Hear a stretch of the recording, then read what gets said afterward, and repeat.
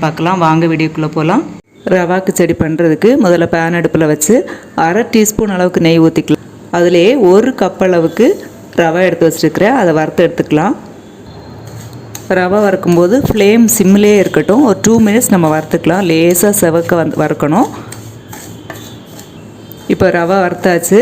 2 minutes நம்ம வறுத்துருக்குறோம். கொஞ்சம் செவக்க வறுத்து பாருங்கள். இந்த டைமில் ஸ்டவ் ஆஃப் பண்ணி ரவையை தனியாக எடுத்துருங்க. இப்போது கடாய் அடுப்பில் வச்சு ஆயில் ஊற்றிக்கலாம். எண்ணெய் காய்ச்சதும் கடுகு வெடித்ததும் கடலைப்பருப்பு உளுந்தம்பருப்பு 1/2 டீஸ்பூன். அதிலேயே பட்டை கிராம்பு ஏலக்காய் ஒவ்வொரு பீஸ் போட்டிருக்கேன். கறிவேப்பிலை, கட் பண்ணி வச்சுருக்கிற வெங்காயம், ஒரு பெரிய வெங்காயம் ஆட் பண்ணியிருக்கேன். பச்சை மிளகாய் 3, நீங்கள் உங்கள் காரத்துக்கு எப்போ ஆட் பண்ணிக்கோங்க. ஆட் பண்ணி மிக்ஸ் பண்ணி விட்டுக்கலாம். வெங்காயம் லேசாக வதங்கினோடனே கேரட் பீன்ஸ் கட் பண்ணி வச்சுருக்கிறது ஆட் பண்ணிக்கலாம். மிக்ஸ் பண்ணி விட்டுக்கோங்க. இதிலேயே ஒரு தக்காளி பழம், பட்டாணி 1/4 கப்பு உரித்து வச்சுருக்கிறேன். இது ஃப்ரெஷ்ஷான பட்டாணி. உங்களுக்கு இது ஃப்ரெஷ்ஷாக கிடைக்கல அப்படின்னா காஞ்ச பட்டாணி இருந்துச்சுன்னா முந்தின நாளே ஊற வச்சு வேக வச்சு ஆட் பண்ணிக்கலாம். இதெல்லாம் சேர்த்து ஒரு இடம் மிக்ஸ் பண்ணி விட்டுக்கலாம்.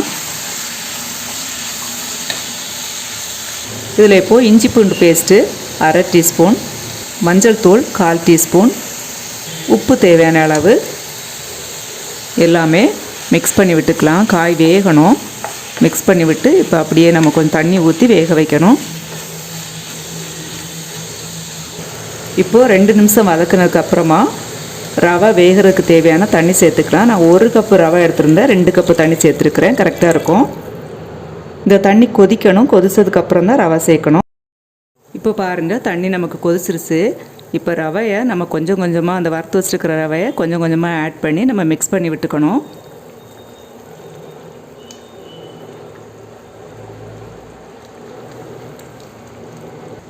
நல்லா மிக்ஸ் பண்ணி விட்டதுக்கப்புறமா கடைசியாக இதில் நான் சேர்க்க போகிறது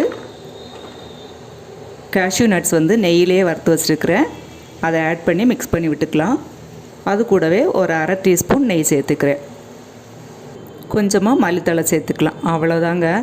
ரொம்ப ஈஸி இந்த ரவை கிச்சடி செய்கிறது. பாருங்கள், நமக்கு ரெடி ஆயிடுச்சு. இதே மாதிரி நீங்களும் வீட்டில் ட்ரை பண்ணி பார்க்கணும். கண்டிப்பாக பார்த்துட்டு எப்படி இருந்துச்சுன்னு எனக்கு சொல்லுங்கள். ரொம்ப ஈஸியாக நம்ம பண்ணிட்டோம். இது குழந்தைகளுக்கு ரொம்ப பிடிக்கும். ஆனால் கேஷ்யூ நட்ஸ் எல்லாம் நெய்யில் வறுத்து போட்டிருக்கனால நம்ம நல்ல மணமாக ருசியாக இருக்கும்.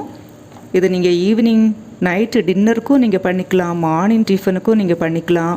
ரொம்ப ஈஸியாக இருக்கும். வாரத்தில் ஒரு நாளைக்கு இந்த ரவா கிச்சடி பண்ணி பாருங்கள். இது பண்ணி பார்த்துட்டு எப்படி இருந்துச்சுன்னு எனக்கு கமெண்ட் பண்ணுங்கள். தேங்க்யூ ஃபார் வாட்சிங். நெக்ஸ்ட் வீடியோவில் சந்திக்கலாம்.